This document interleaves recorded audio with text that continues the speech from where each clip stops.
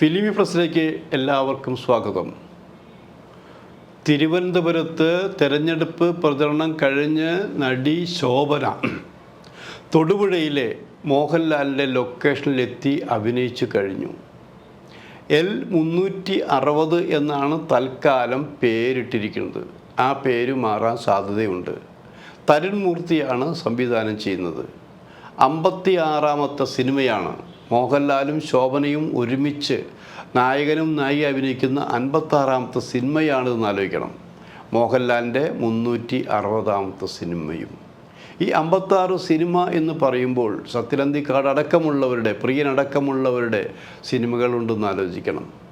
ആ സിനിമകളിൽ ഏറ്റവും കൂടുതൽ ഇഷ്ടം തോന്നിയ ഈ രണ്ടുപേരും ഒരുമിച്ച് അഭിനയിച്ച് ഇഷ്ടം തോന്നിയ സിനിമകൾ ഓരോരുത്തർക്കും ഓരോ രീതിയിലും ആലോചിക്കണം. പക്ഷേ എൻ്റെ അഭിപ്രായത്തിൽ ഞാൻ കണക്കുകൂട്ടിയ ഞാൻ കണ്ട സിനിമകളിൽ മാധ്യമ പ്രവർത്തകൻ എന്ന നിലയിലും ഒരു സിനിമാ പ്രേക്ഷകൻ എന്ന നിലയിലും എനിക്ക് ഇഷ്ടപ്പെട്ട സിനിമ തേന്മാവിൻ കൊമ്പത്താണ്. ഈ രണ്ടുപേരും ഒരുമിച്ച് അഭിനയിച്ച് ആലോചിക്കണം. അത് പല പ്രാവശ്യവും ഞാൻ കണ്ടിട്ടുണ്ടെന്ന് ആലോചിക്കണം.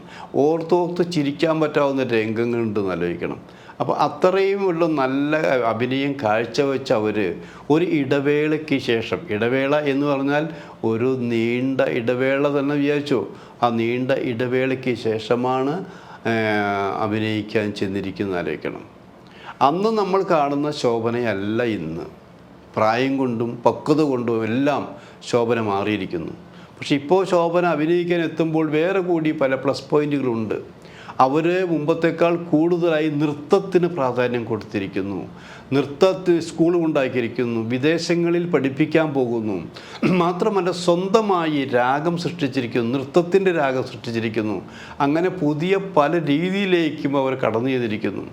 അപ്പോൾ അങ്ങനെയുള്ള ശോഭന, കലാകാരിയായ ശോഭന, മലയാളി പ്രേക്ഷകർ ഇഷ്ടപ്പെടുന്ന ശോഭന ഈ അടുത്ത കാലത്ത് തെരഞ്ഞെടുപ്പ് പ്രവർത്തനത്തിൽ പോയപ്പോൾ അത് പലരുടെയും നെറ്റി ചുളിപ്പിക്കുകയുണ്ടായിരിക്കണം. തെരഞ്ഞെടുപ്പ് പ്രവർത്തനത്തിൽ പോയാൽ എന്താ കുറ്റം? ഇവിടെ തെരഞ്ഞെടുപ്പിൽ മത്സരിക്കുന്നവരിലെ ഹേമമാലിനി പോലും മധുരയിൽ അഭിനയിക്കുന്നു. അങ്ങനെ പ്രശസ്തരായ കങ്കണ റാവത്ത് അഭിനയിക്കുന്നു. പലരും ഇന്ത്യയിലെ പ്രശസ്തരായ പല നടികളും നടന്മാരും ഈ ലോക്സഭാ തെരഞ്ഞെടുപ്പിൽ സ്ഥാനാർത്ഥികളാണെന്ന് ആലോചിക്കണം. പല സ്ഥാനാർത്ഥികൾക്കും വേണ്ടി പ്രസംഗിക്കാൻ പോകുന്ന ആലോചിക്കണം. അക്കൂട്ടത്തിൽ നമ്മുടെ കേരളത്തിൽ തന്നെ നടന്മാർ അഭിനയിക്കുന്നുണ്ടല്ലോ. അവർക്ക് വേണ്ടി പ്രചരണത്തിന് പോകുന്നില്ലേ? നടന്മാരല്ലാത്തൊരിടത്തേക്ക് ശോഭന തിരുവനന്തപുരം ലോക്സഭാ മണ്ഡലത്തിൽ മാത്രം പ്രസംഗിക്കാൻ പോയതിലാണ് പലർക്കും പല ചോദ്യങ്ങളും ചോദിക്കാനുള്ളത്. കാരണം അവിടെ ശശി തരൂർ, പന്നിയൻ രവീന്ദ്രൻ, രാജീവ് ചന്ദ്രശേഖർ ഈ 3 പേരുമാണ് അവിടെ പ്രധാനമായും സ്ഥാനാർത്ഥികളായിട്ടുള്ളതാണ്.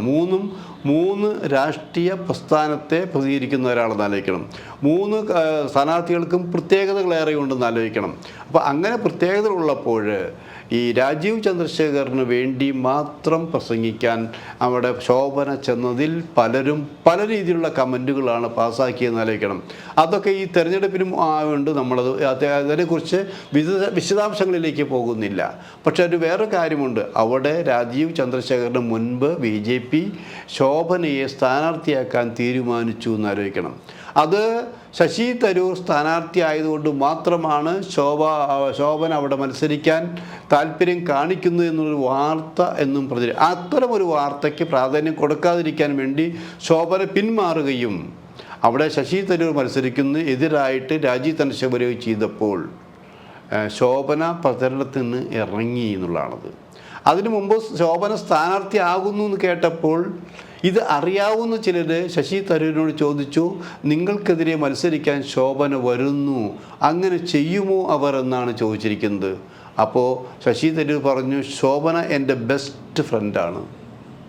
ഒരു വീട്ടിൽ അച്ഛനും മകളും മത്സരിച്ചിട്ടുണ്ട്, ഒരു വീട്ടിൽ അച്ഛനും മകനും മത്സരിച്ചിട്ടുണ്ട്, ബന്ധുക്കൾ മത്സരിക്കുന്നുണ്ട്. എൻ്റെ നല്ല സുഹൃത്തിന് വ്യത്യസ്ത രാഷ്ട്രീയമാണെങ്കിൽ അവർ മത്സരിച്ചോട്ടെ എന്നാണ് ശശി തരൂർ പറഞ്ഞത്. പിന്നീട് നമ്മൾ കാണുന്നത് രാജീവ് ചന്ദ്രശേഖരന് അനുകൂലമായി പ്രസംഗിക്കാൻ വരുന്നു. അതായത് ശശി തരൂരിനെ തോൽപ്പിക്കാൻ വേണ്ടി ശോഭന പ്രസംഗിച്ചു എന്നുള്ള വാർത്തയ്ക്കാണ് പ്രാധാന്യം വന്നുള്ളത്.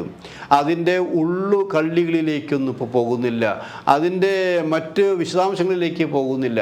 അതൊക്കെ നമ്മുടെ തെരഞ്ഞെടുപ്പിന് ശേഷം വരുന്ന എപ്പിസോഡിൽ നമുക്ക് പറയാൻ കഴിയും. അപ്പോൾ നമ്മളൊക്കെ അന്ന് വിചാരിച്ച ശോഭന ഇവിടെ മാത്രമല്ല, ഈ കേരളത്തിൽ പ്രധാനപ്പെട്ട കേന്ദ്രങ്ങളിൽ എല്ലാം അവർ സംസാരിക്കാൻ പോകുമെന്നാണ് അറ്റ്ലീസ്റ്റ് സുരേഷ് ഗോപി ഉള്ള സ്ഥലങ്ങളിലെല്ലാം പ്രസംഗിക്കാൻ പോകുമെന്ന് വിചാരിച്ചിരിക്കുന്നു. എന്തായാലും നടക്കില്ല. അവിടെ പ്രചരണത്തിന് എല്ലാ കാലാവധിയും കഴിഞ്ഞിരിക്കുന്നു. അപ്പോൾ ഷൂട്ടിങ്ങിന് ചെന്നു. ഷൂട്ടിംഗ് കഴിഞ്ഞ് വളരെ ഹാപ്പി ആയിരുന്നു അവർ. മോഹൻലാലുമായിട്ടുള്ള സീനുകൾ എടുത്തു, എല്ലാം കഴിഞ്ഞു. പ്രേക്ഷകർക്ക് സന്തോഷമായി. സിനിമാ പ്രേമികൾക്ക് തങ്ങളുടെ പഴയ ശോഭനയെ തിരിച്ചു കിട്ടിയ സന്തോഷം അവർക്കുണ്ടായിരുന്നു. ആലോചിക്കണം, ശോഭനയും ഒരിക്കൽ താൻ പ്രസംഗിക്കാൻ പോയ കാര്യം മറന്നു. കാരണം ശോഭനയെ സംബന്ധിച്ച് രാഷ്ട്രീയമില്ല രാഷ്ട്രീയം എന്താണെന്ന് സത്യത്തിൽ ശോഭനയ്ക്ക് അറിയില്ല. അവർ എന്നെങ്കിലും തെരഞ്ഞെടുപ്പിൽ വോട്ട് ചെയ്തിട്ടുണ്ടോ എന്ന് നമുക്ക് പറയാൻ പറ്റില്ല. കാരണം അങ്ങനെയുള്ളൊരു കലാകാരിയാണ് ആലക്കൻ. കാരണം ഞാനത് പറയുന്നത് ബാലചന്ദ്ര മേനോൻ്റെ ഏപ്രിൽ 18 സിനിമയിൽ അഭിനയിക്കാൻ വന്ന ശോഭനയെ തൊട്ട് ഇപ്പോഴുള്ള ശോഭനയെന്ന് ആലോചിക്കണം. വ്യക്തിപരമായി എനിക്ക് ശോഭനയെ അറിയാവുന്നതാണ്. വ്യക്തിപരമായി അവർ വളരെ നല്ല സ്ത്രീയാണെന്ന് ആലോചിക്കണം. നല്ല സ്ത്രീയാണ്.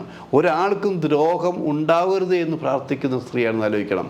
ഞാനവരെ കുറച്ചിത്തിരി രൂക്ഷമായി അവരെക്കുറിച്ച് എഴുതിയിട്ട് പോലും എനിക്ക് ഒരു അപകടം വരുമെന്ന് അറിഞ്ഞപ്പോൾ തന്നെ ആ അപകടം ചൂണ്ടിക്കാണിച്ച് തന്നൊരു അഭിനേത്രിയാണെന്ന് ആലോചിക്കണം. ഞാനത് പരസ്യമായിട്ട് ഇപ്പോഴും പറഞ്ഞിട്ടില്ലെങ്കിലും പക്ഷേ ആ ഒരു അപകടത്തിൽ നിന്ന് ഞാൻ രക്ഷപ്പെട്ടു എന്നുള്ളത് ഈ ശോഭനയുടെ മുന്നറിയിപ്പായിരുന്നു ആലോചിക്കണം. അപ്പോൾ വ്യക്തിപരമായിട്ട് പത്രക്കാർ നിലയ്ക്കും നർത്തകി നിലയ്ക്കും വ്യത്യസ്ത ധ്രുവങ്ങളിൽ നിൽക്കുമ്പോഴും ഒരാളുടെ ക്വാളിറ്റി അല്ലെങ്കിൽ ഒരാൾക്ക് അപകടം സംഭവിക്കുമ്പോൾ അത് താൻ അറിഞ്ഞുകൊണ്ട് വെക്കുന്നത് ശരിയല്ല എന്ന് തുറന്നു പറയാനും അവർക്ക് മടിയുണ്ടായിരുന്നില്ല. പിന്നെ നർത്തകി എന്ന നിലയ്ക്ക് അവരുടെ രീതിയിലേക്കാണ് സഞ്ചരിച്ചു കൊണ്ടിരിക്കുന്നു.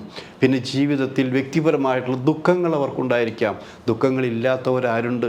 ചതിക്കപ്പെടുന്നവരുണ്ടെന്ന് ആലോചിക്കണം. ചതിക്കപ്പെട്ടവരുടെ കൂട്ടത്തിൽ തന്നെ ചതിച്ചവരുടെ കൂട്ടത്തിൽ പല പേരുകളും ഉണ്ടായിരിക്കാം. ആ പേരുകളിൽ ഏതൊക്കെയാണെന്ന് അവർക്കറിയാം. നമുക്കും ചില പേരുകൾ അറിയാം. അതിൻ്റെയൊക്കെ ഒരു അമർഷം അവർക്കുണ്ടായിരിക്കാം. പക്ഷേ ഇപ്പോഴും അപ്പോൾ ജീവിതത്തിൽ സൗഭാഗ്യങ്ങളിൽ നല്ല കുടുംബജീവിതം ലഭിക്കുമായിരുന്നെങ്കിലും ആ കുടുംബജീവിതത്തിലേക്ക് പോകാതെ തൻ്റെ വിവാഹവും ഭർത്താവും എല്ലാം കുട്ടികളെല്ലാം ഈ കലയും നൃത്തവുമാണെന്ന് വിചാരിച്ചുകൊണ്ടാണ് അവർ മുന്നോട്ട് പോകുന്നത്. പകരം അവർ കുട്ടികളെ ദത്തെടുത്ത് വളർത്തുന്നുണ്ടായിരിക്കണം. അങ്ങനെയുള്ള ഈ ശോഭന എന്തിന് ശശി തരൂരിനെതിരെ പ്രസംഗിക്കാൻ പോയി എന്നുള്ള ചോദ്യം അവശേഷിച്ചിരിക്കെ ഇപ്പോൾ സജീവമായി കൊണ്ട് മോഹൻലാലിനോടൊപ്പം അഭിനയിക്കുന്നു. ഇനിയും ധാരാളം സിനിമകൾ അഭിനയിക്കുന്നു. അങ്ങനെ അഭിനയിച്ചുകൊണ്ട് ഷോട്ട് എടുത്തു കഴിഞ്ഞ് വിശ്രമിക്കുമ്പോൾ ഈ ആരാധകരിൽ ചിലർ ചെന്ന് പറഞ്ഞവരോട്, ഞങ്ങൾക്ക് രാഷ്ട്രീയമുണ്ട്, വ്യത്യസ്ത രാഷ്ട്രീയമുണ്ട്. ഇവിടെ ശോഭനയുടെ അഭിനയം കാണാൻ വന്നു നിൽക്കുന്ന ഈ കൂട്ടത്തിനിടയിലും എത്രയോ രാഷ്ട്രീയമുണ്ട്. അതിൽ കമ്മ്യൂണിസ്റ്റുകാരുണ്ട്, കോൺഗ്രസ്സുകാരുണ്ട്, അതിൽ BJPക്കാരുണ്ട്, കേരള കോൺഗ്രസ്സുകാരുണ്ട്, മറ്റു രാഷ്ട്രീയക്കാരുണ്ട്, ഒക്കെയുണ്ട്. പക്ഷേ ഇവിടെ വന്നു നിൽക്കുമ്പോൾ അവർക്കാർക്കും രാഷ്ട്രീയമില്ല. അതുകൊണ്ട് ചോദിക്കുക, ഞങ്ങളുടെ അമർഷം പ്രതിഷേധം രേഖപ്പെടുത്തുകയാണ്. ശശി തരൂരിനെതിരെ ശോഭന എന്ന നടി പ്രസംഗിക്കാൻ പോയത് ശരിയായില്ല. എന്തുകൊണ്ടാണ് അതിന് കാരണം? നിങ്ങൾ തമ്മിൽ വ്യക്തിപരമായിട്ടെങ്കിലും അഭിപ്രായ വ്യത്യാസമുണ്ടോ? വ്യക്തിപരമായിട്ടുള്ള മുറിപ്പാടുകൾ ഉണ്ടായിട്ടുണ്ടോ എന്നൊക്കെ ചോദിച്ചപ്പോൾ ശോഭന മൗനമായിരുന്നു. ശോഭന പറഞ്ഞു, വ്യക്തിപരമായ കാര്യങ്ങൾ വ്യക്തിപരം തന്നെയാണ്, അത് സ്വകാര്യം തന്നെയാണ്, സ്വകാര്യത വെളിപ്പെടുത്തില്ല. അതുകൊണ്ട് തന്നെ ഞാൻ ഇതേക്കുറിച്ച് പറയാൻ ഒന്നും ആഗ്രഹിക്കുന്നില്ല. നിങ്ങൾ എൻ്റെ സിനിമ കാണൂ, നിങ്ങളെൻ്റെ നൃത്തം കാണൂ, ഇഷ്ടപ്പെട്ടെങ്കിൽ അത് വിളിച്ചു പറയൂ, കയ്യടിക്കൂ എന്ന് പറഞ്ഞ് ശോഭന നിർത്തിയപ്പോൾ കുറച്ചകലെ മാറിയിരുന്ന് ഇതെല്ലാം ശ്രദ്ധിച്ചു കൊണ്ടിരുന്ന മോഹൻലാൽ ഇങ്ങനെ പുഞ്ചിരിക്കുന്നുണ്ടായിരുന്നു എന്നാലോചിക്കണം.